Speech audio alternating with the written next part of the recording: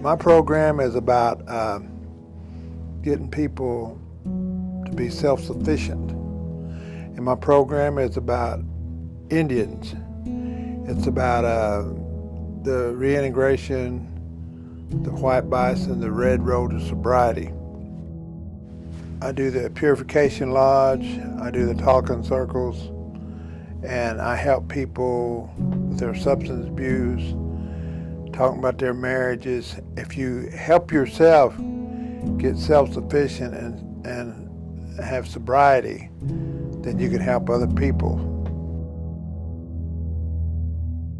I go into the jails, I talk to the judges. I made a deal with them that if they would come to my talking circle or purification ceremonies, we would talk about what they wanted to talk about, being an Indian.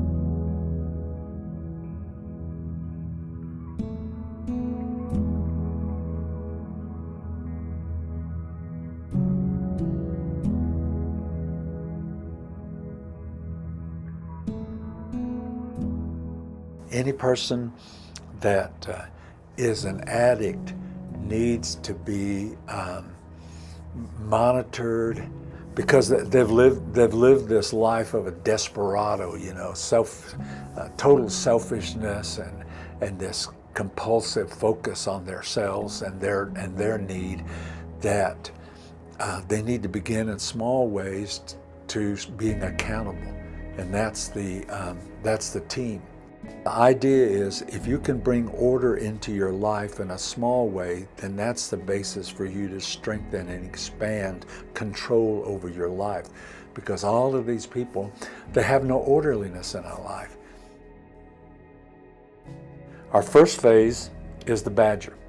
You know, the badger's way of fighting is it'll get to its hole, and then it'll stick its head out and its claws, and it'll fight from there, and you can't get it anywhere. All you have in front of you are fangs and claws. So it's ferocious, and it has a strong defense. Yeah, so that's the addict first coming into the program. The next is the coyote. And the coyote is, to me, the beginning of the realization phase. The coyote in the Indian mythology is the trickster. He's the liar. And he lies and he cheats and tricks people. That's the life of an addict. And you have to realize that that's who and what you are.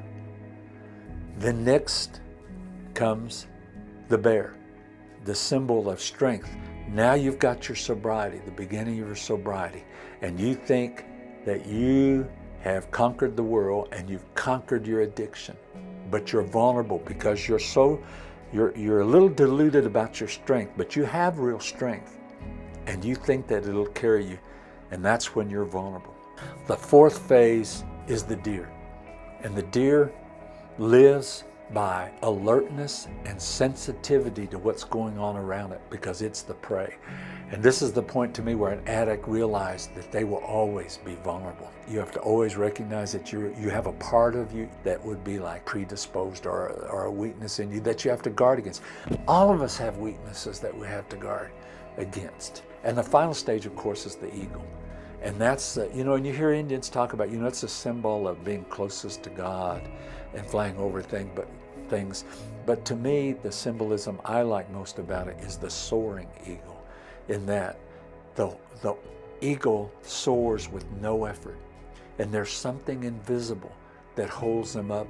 And, it's a beautiful thing to watch an eagle soar and ride those thermals. And they keep going higher and higher, and no effort on their part, because there's something that's lifting them up that's invisible. All they do is they put their trust in something that can't be seen.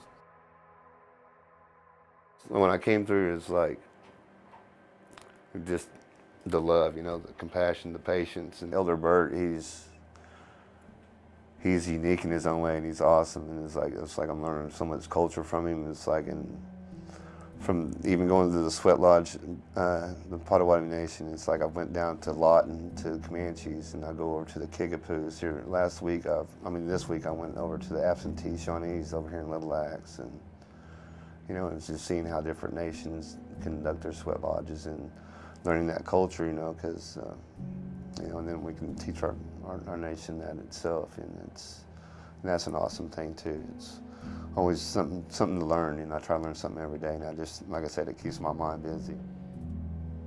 We spend a lot of time with each other, so you do become like family, and just like we tell them, they have to trust us like we trust them.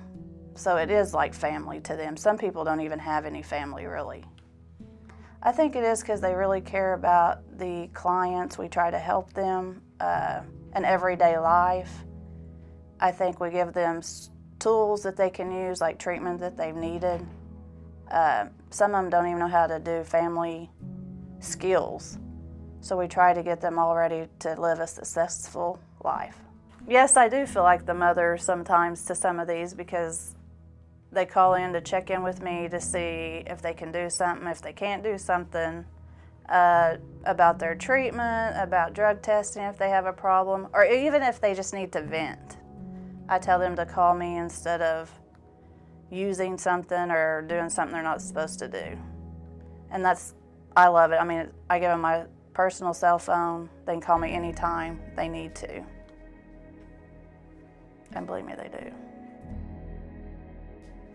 I've grown a lot. It's brought me a long way. My relationship with my family and stuff has grown stronger because when I was, you know, running around with the wrong people and doing what I was doing, I wasn't, you know, I didn't have a relationship with them really. I'm not saying I was a bad person, but I wasn't capable of being a good friend or a daughter or any mother. And now that I'm in the program, I am all those things. I'm a really good friend, I'm a really good mother, I'm a good daughter. I'm functioning in society, and I do everything that I'm supposed to. And I love my life now. Before, I just went day to day, not caring, and, you know, didn't have respect for myself or anybody else.